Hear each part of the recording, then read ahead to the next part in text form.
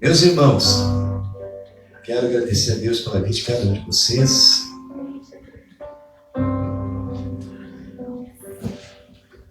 Agradecer a Deus, porque nós temos, em tudo que diz a Bíblia, que dai graças. Né? Nós damos graça porque é de graça. Nós não precisamos pagar nada. Né? Eu quero agradecer a Deus ali pela vida do irmão Jair e da irmã Eliane. Amém? Sejam bem-vindos. Deus abençoe vocês. Tem filhos? Amém? Que Deus abençoe os filhos de vocês, a casa de vocês, trabalho, lar, tudo que for da vida de vocês. Deus abençoe vocês. Que não venham só hoje, venham sempre, voltem sempre. A porta vai estar sempre aberta. Aleluia a todos vocês. Nesses tempos de pandemia, nós estamos vivendo um distanciamento social. E às vezes nós ficamos sem poder visitar os irmãos. As irmãs mais velhas da igreja, algumas delas às vezes querem vir na igreja. E muitos outros estão assim espalhados no mundo inteiro. Temos que nos cuidar, mas temos que adorar a Deus. Na vida tudo passa, a tempestade vem, ela vem, ela vai. O sol vem quente, mas a noite chega para refrescar. O inverno está indo hoje embora, está chegando a primavera daqui a algumas horas. Mas Jesus permanece fiel em todos os seus propósitos. Jesus permanece fiel porque Ele é fiel. Você vê aqui nesta noite, não porque o pastor, o irmão vai orar, vai louvar, vai pregar, mas você vê aqui com um propósito. Porque você sabe que aquilo que nós vamos falar aqui não é nosso. Não é nossa propriedade. Nós falamos daquilo que não é nosso, mas que é dele, ele nos deixou. Então eu quero que você abra a sua Bíblia, o seu manual de salvação. Aleluias. Que está no livro de Lucas, no capítulo 8 e no versículo 22. Talvez você esteja com Jesus contigo e muitas vezes nós não sabemos que estamos com Ele. Amém? Sabe, às vezes nós temos uma dor de cabeça, nós não oramos, não dobramos os joelhos, e aí a gente diz assim, onde é que tem aquele comprimido tal? Né? Nós vamos fazer propaganda aqui de remédio. E nós não dobramos os joelhos dizendo, Senhor, está doendo a minha cabeça, está em conforto, Senhor, tira essa dor de mim. E tenha paciência de esperar por alguns minutos que a dor vá embora. Isso é uma atitude de fé. Agora, quando nós sentimos uma dor nas costas e já saímos correndo para a caixinha de remédio, não temos fé. Amém? Nós somos movidos por fé. E a Bíblia diz que sem fé é impossível de nós agradarmos a Deus. Muitas vezes eu acho sem fé, não é? Corro para a caixinha de remédio. Me dá uma dor de cabeça. Mas hoje nós vamos trazer uma palavra que diz que Jesus acalma a dor, a tempestade. Jesus acalma o sofrimento. Jesus acalma a angústia. Jesus acalma a tristeza. Jesus acalanta o coração. Começamos a leitura da palavra no versículo 22 de Lucas, no capítulo 8. Diz a palavra de Deus: aconteceu que, num daqueles dias, entrou ele num barco, em companhia dos seus discípulos, e disse-lhes: passemos para a outra margem do lago, e partiram. Enquanto navegavam, ele adormeceu, e sobreveio uma tempestade de vento no lago, correndo eles a perigo de sossobrar. Chegando-se a ele, despertaram, dizendo: mestre, mestre, estamos perecendo. Despertando-se Jesus, repreendeu o vento e a fúria da água. Tudo cessou e veio a bonança. Então lhes disse: onde está a vossa fé? E eles, possuídos de temor e admiração, diziam uns aos outros: quem é este que até os ventos e as ondas repreendem e lhe obedecem? Amém? Amém. Tome assento. Louvado seja o nome do Senhor Jesus.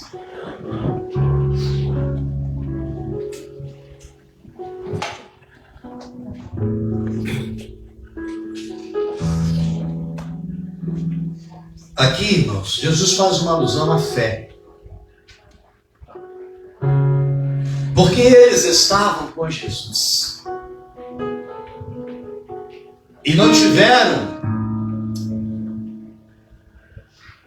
a ideia de orar primeiro, de usar aquilo que Jesus já havia ensinado eles. Jesus já havia trabalhado com eles, viajado com eles, comido com eles, dormido com eles, ensinado eles. Mas, ainda assim, num primeiro momento, eles foram lá interromper o descanso do Senhor Jesus. Quantas vezes, vamos fazer uma analogia, nós interrompemos o descanso de Jesus? Quando nós mesmos teríamos os mecanismos para resolver determinado problema. Quantas vezes nós deveríamos de buscar Jesus e não buscamos quando Ele está pronto a nos ajudar? O barco tem um significado, irmãos. Significa que Jesus estava próximo deles. Era cômodo chamar aquele que resolvia as coisas. Acontece que a primeira atitude de Jesus foi levantar. Segundo, foi resolver o problema. Mas terceiro, Jesus repreendeu eles. E a Bíblia diz, homens de pequena fé. Sabe o que é pequena fé, irmãos? É homens que não têm fé. Ou uma fé anulada. Eles poderiam ter resolvido o problema com fé. A Bíblia nos ensina que em nome do Mestre, nós vamos pedir ao Pai, tudo que nós pedimos ao Pai, Ele vai nos dar. Então eu creio que se você está no meio de uma tempestade, a resposta de Deus ela é mais objetiva. Diferente de você chegar e pedir algo para Jesus, e Jesus não te dá naquela hora, naquele momento. O barco estava virando. A situação ali era urgente. O problema era ao vivo ali. É diferente quando nós chegamos para Jesus, pedimos para Ele, para Jesus abrir uma porta de trabalho, pedimos para Jesus para nós comprarmos um carro, pedimos para arrumarmos um emprego, pedimos para comprar uma casa, por exemplo. E aí as pessoas oram uma semana e Jesus não vai atender na próxima, porque existe algo na palavra de Deus que nós precisamos entender, compreender e aprender a viver. É a questão do tempo. Jesus, através da vida de Salomão, a Bíblia diz que há tempo pré-determinado por Deus para todas as coisas debaixo dos céus. Os discípulos, talvez, eles sabiam que o tempo deles ali era curto. Só que ao mesmo tempo eles deveriam de ter entendido que o autor do tempo estava ali. O autor da chuva estava ali. O autor da tempestade estava ali. O Criador estava ali.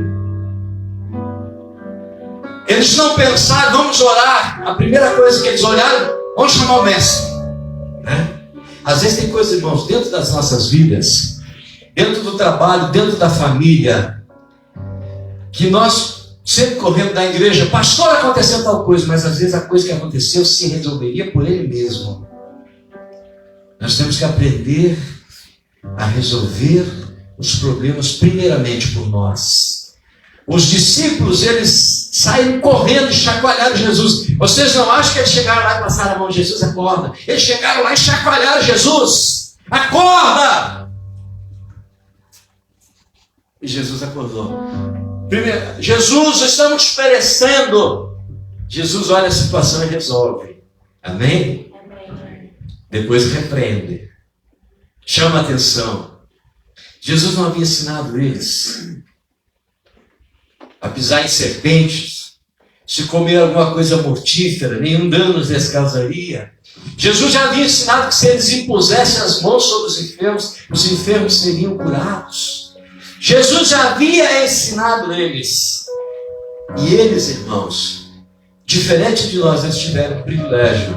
Era olho no olho com Jesus. Amém? A nossa oração, as nossas buscas por Jesus, elas são de olhos fechados, não é verdade? Eu não consigo ficar orando de olho aberto. Em Mateus capítulo 7, que é para nós entrarmos no nosso quarto, fecharmos a porta, dobrarmos nosso joelho, baixarmos a cabeça, orar baixinho e que Ele te ouve em secreto e em secreto Ele te vê. Tem coisas, irmãos, que não é uma oração pentecostal para a vizinhança ouvir. É o silêncio da tua oração. Porque tem coisas que nós precisamos falar para Deus sem abrir a boca para que o diabo não ouça. Entendeu? Segredo entre você e Deus. Quando nós aprendemos a manter segredo entre Deus, nós criamos intimidade com Ele. Porque às vezes nós temos um problema, vamos lá na vizinha, conta todo o problema. No vizinho, conta todo o problema, não resolve. Talvez aumente o problema. Tem coisas que nós devemos levar diretamente a Ele secreto.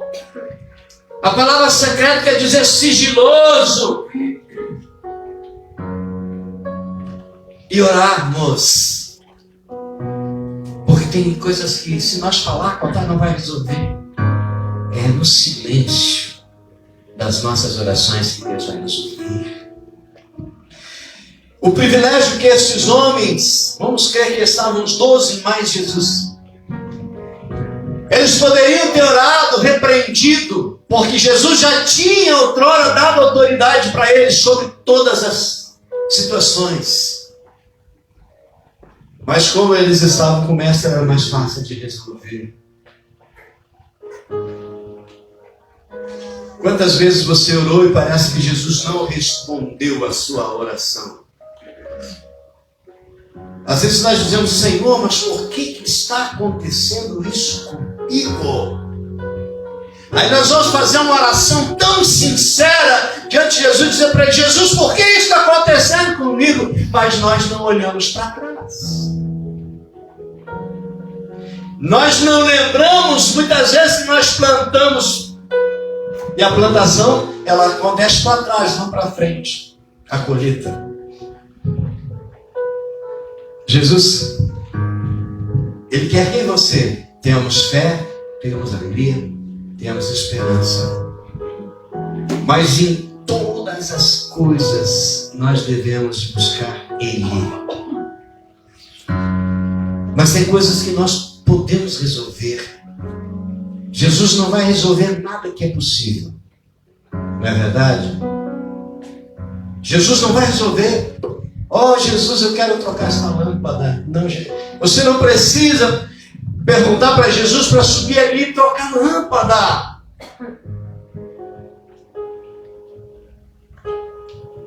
Mas nós precisamos ser dependentes dele.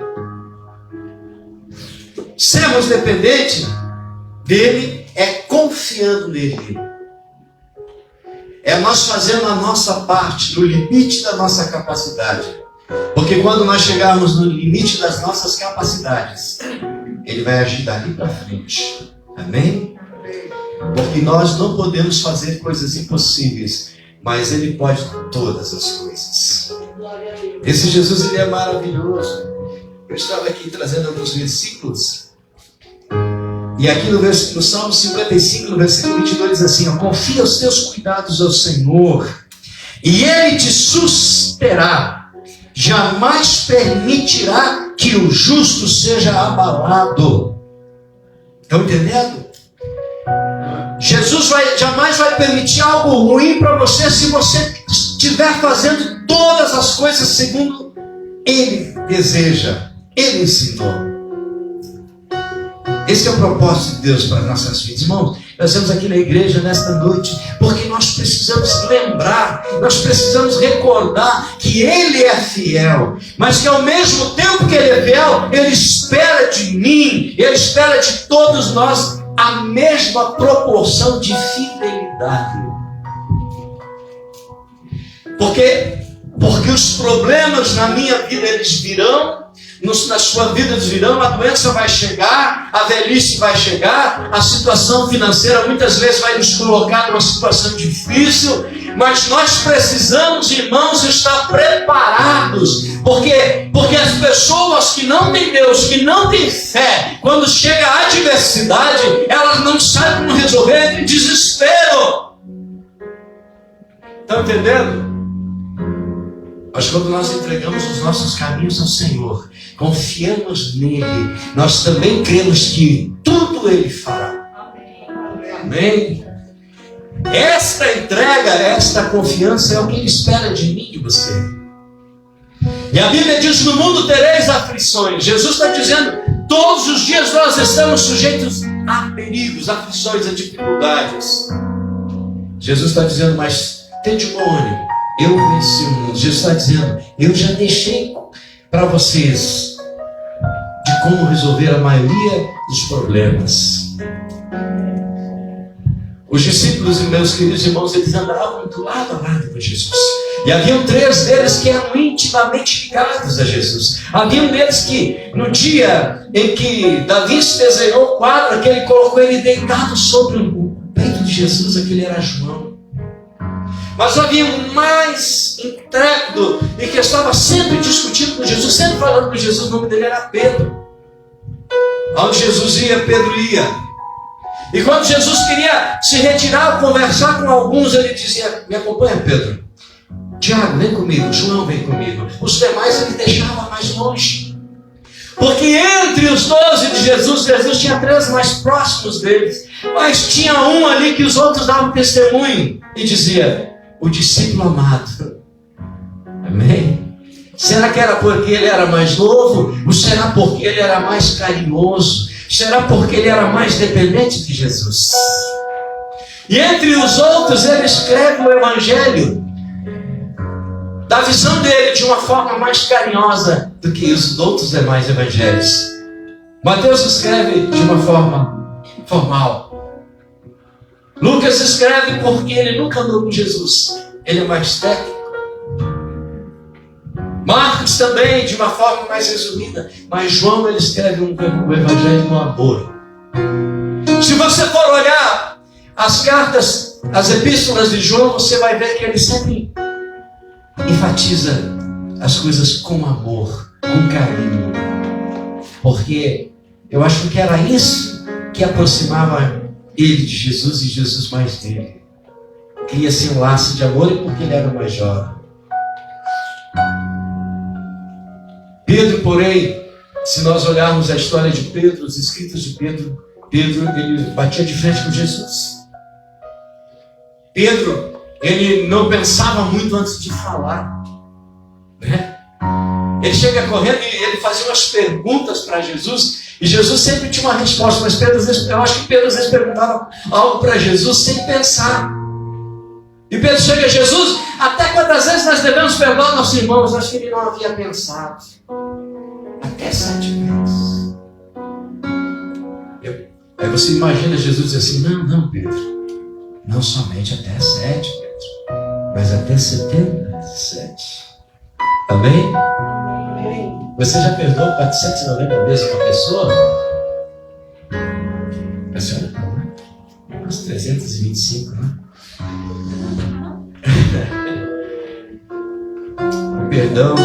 O perdão é algo tremendo, né? No relacionamento, né, meu Júlio? Se não existir perdão, a coisa não funciona.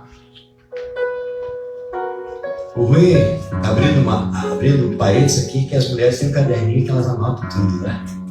E não esquecem. É o caderninho da memória. Né, irmão? Irmão Moisés nunca viveu isso. Gabriel não, ele tá louco para viver esse momento assim, que a mulher vai dizer para ele assim, você lembra? Em 1999, nós estamos em 2020, vou lembrar de que aquela terça-feira que você me ofendeu, as mulheres têm uma memória tremenda, né, irmãs? É verdade. Nós não. Passou. De vez em quando, né? É, irmão, não é verdade? Então, nós precisamos ter essa resposta de Jesus nas nossas vidas, de nós perdoar as pessoas. É difícil perdoar? É ou não é? É difícil perdoar? Se for bem ferido, a proporção da cura, ela demora. Se você arranhar o dedo, cravar uma ferrinha hoje aqui, ó, passamos, ó, um cobrinho antes lá na casa do meu Vanucci, trabalhando, A felpinha aqui já nem sinto mais dor, né? Mas se você tivesse cravado um prego na mão, ia doer o mês inteiro. Não é verdade? Assim é a proporção da ofensa nas nossas vidas. A pessoa que te machuca, você tem uma dificuldade de perdoar ela. Porque é na proporção que vem a cura. Agora tem pessoas que nunca querem ser curadas, irmão Moisés. Tem gente que não quer ser curada, quer manter a ferida aberta. O cristão não. Nós precisamos buscar a melhor forma de curar o mais rápido possível. E a cura espiritual, irmã Márcia, é o perdão. Tem gente que diz assim, tu pode me pedir perdão, mas eu não vou te perdoar. Daí você diz assim, e agora daqui para frente o problema é seu. A minha parte eu fiz. Não é verdade? E como é bom a gente ter a capacidade de perdoar, irmãos. Jesus, ele tem uma capacidade tão grande de perdoar, tanta besteira que nós falamos, tanta coisa errada que nós pensamos, tanta prática que nós praticamos. E aí queremos que Jesus perdoe tudo de nós. Mas quando nós somos ofendidos, irmão Júlio, não tem perdão.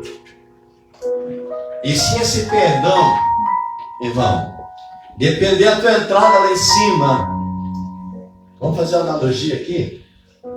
Não é verdade que eu vou falar. Pedro é o porteiro do céu. Certo ou errado? Errado, né? Mas dizem lá, antigamente, quando eu ia na outra igreja lá, dizia que Pedro era o porteiro do céu. Aí imagina chegar lá e dizer assim, ó, passou um pouquinho, deixa eu olhar aqui no livro da vida, meu irmão. Mais um livro de anotações. E você voltar na porta do céu e dizer assim, a outra porta é aquela lá. Já viu isso? Porque nós não perdoamos os nossos irmãos, não perdoamos os nossos maridos, não perdoamos os nossos filhos, não perdoamos os nossos pais, não perdoamos a sogra. Não, só aí tem que perdoar, né, mãe? Amém. Irmã Vanina, a gente perdoa. Porque a nossa entrada no céu depende disso, irmã Denise. Tem gente que diz assim, eu não vou perdoar o pastor. Não vai entrar no céu. Entenderam? Então comece a praticar essa arte do perdão aí, irmãos. Bem? Porque muitos bateram na porta dos céus, vão bater na porta dos céus. E aí Jesus vai dizer aquela passagem que diz na Bíblia assim, não vos conheço. Mas Jesus, eu era pastor lá em Palmeiras, nas Missões da Madureira. Meu nome era João Hamilton, era bem conhecido. Ele vai dizer, não te conheço. Apartai-vos de mim. Já viu Jesus falar isso pra gente? E o diabo disser, é isso aí, ó, esse é meu. E já vai dizer, bem-vindo, e você vai dizer, bem-vindo. Aí à tarde demais. Ei, já imaginou? Nós íamos pregar sobre a tempestade na nossa vida, mas o negócio não foi legal para esse lado aqui, ó. Olha o que diz a Bíblia aqui, ó. Amai o Senhor, vós todos os seus santos. O Senhor preserva os fiéis, mas retribui com largueza ao soberbo. Salmos 31, versículo 23. Então tudo que nós plantar, nós vai colher. Não vamos? Mas se nós chegar todo dia e tratar o irmão Júlio com carinho, Jesus está vendo e vai retribuir da mesma proporção para nós. Mas se nós errarmos com o irmão Júlio, por exemplo, o irmão Júlio passa lá em casa, o pastor saiu. O irmão Júlio foi estar todos lá e o pastor não estava lá para ir fazer oração, né, irmão Júlio? Desculpa, irmão Júlio, por sexta-feira, mas sábado nós somos lá. Entenderam? Nós precisamos ser fiéis aos princípios que Deus nos ensinou, né? Porque eu quero chegar lá no céu, irmãos. Eu quero ir para o céu, irmão. Vocês querem ou não? Vocês estão afim de ir para o céu, não? Sim ou não? Mais ou menos ou não? Eu quero ir para o céu. Porque temos que ter a capacidade de dizer, eu não quero ir para o céu, não é para o inferno. Aqui está bom demais. Mas o inferno é por aí. A Bíblia diz: o mundo inteiro jaz do maligno. E nós vivemos aonde? Fora desse mundo. O príncipe deste século, quem é? Satanás. E nós vivemos aonde? Nós vivemos num mundo de trevas. Que a única luz não é o sol, a lua ou a da RGE. A única luz é a palavra de Deus que vai nos tirar deste mundo de trevas. É por isso que Jesus disse que vai vir buscar um povo escolhido. Você sabe o que é escolher? É apontar o dedo, Pedro, é aqui, você... Não, você não, você fique aí. Jesus, você, João, vem cá, Jair, vem cá, você, meu filho, fica aqui, Moisés, vem comigo. Jesus vai... E é mais ou menos uma seleção. Ou vocês acham que todo o povo que mora em Palmeiras das Missões vai para o céu? Se tem uns que não querem saber disso. Tem uns que já decidiram que não querem servir a Deus. Tem uns que já decidiram servir o inimigo. Esses não irão.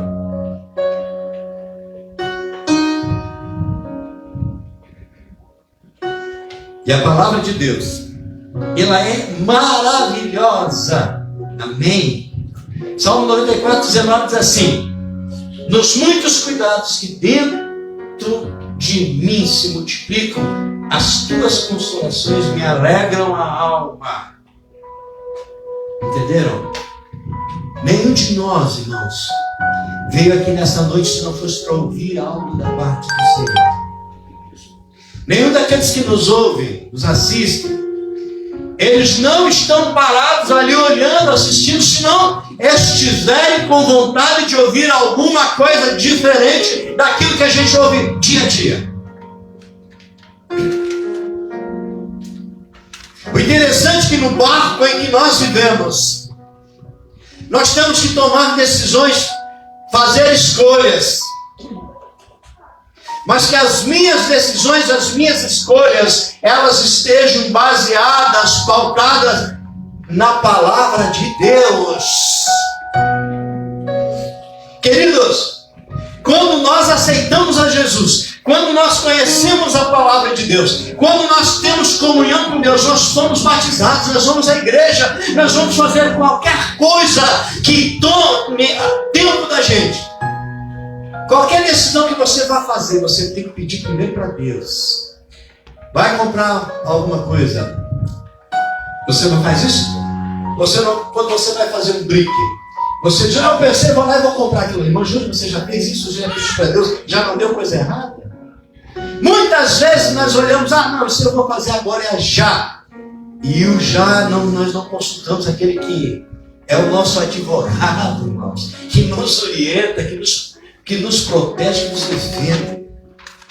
Porque se você chegar e dizer: amanhã eu vou sair, eu tenho que fazer um negócio, vai dizer: Senhor, vai na frente. Senhor, se for da tua vontade, tal e tal situação vai acontecer. Peça isso, peça sinais para Deus. E aí quando você vai fazer aquilo, você vai chegar no lugar do acontecimento, do fato, e tais circunstâncias vão te dirigir. E você vai dizer: Deus está comigo. Mas se nós tomarmos decisões e não colocarmos nas mãos de Deus, nós vamos pagar um preço. Não é verdade? Em tudo. Você sabia que quando você for no mercado e você for chegar com as sacolas do mercado, com as compras de mercado, você faz isso? Você agradece a Deus e abençoa e repreende, porque muitas coisas que nós compramos é consagrada. E elas não são consagradas a Deus, mas o inimigo. Roupa, marca de roupa, são marcas consagradas a Satanás. Por quê? Para vender, para enganar. E aí você compra uma roupa, uma camisa, uma calça, um terno, um sapato, e aí você vai ver que aquele sapato fabrica aos milhares, mas os donos da empresa vivem sacrificando para Satanás, para comércio.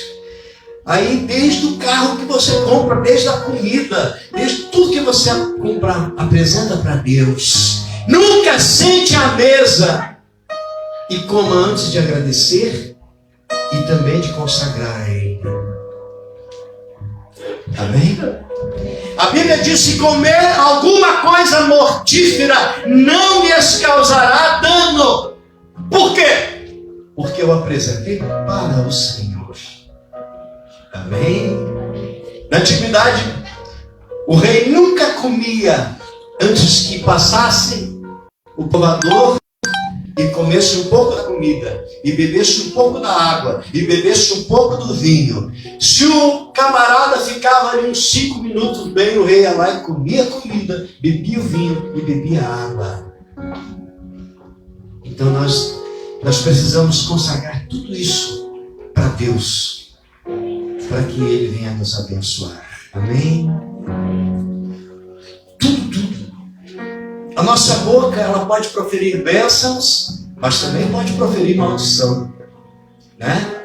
Mas a Bíblia diz que da mesma fonte não pode sair coisas boas e coisas ruins. Então seja você um abençoador, seja você um pacificador, seja você um instrumento nas mãos de Deus.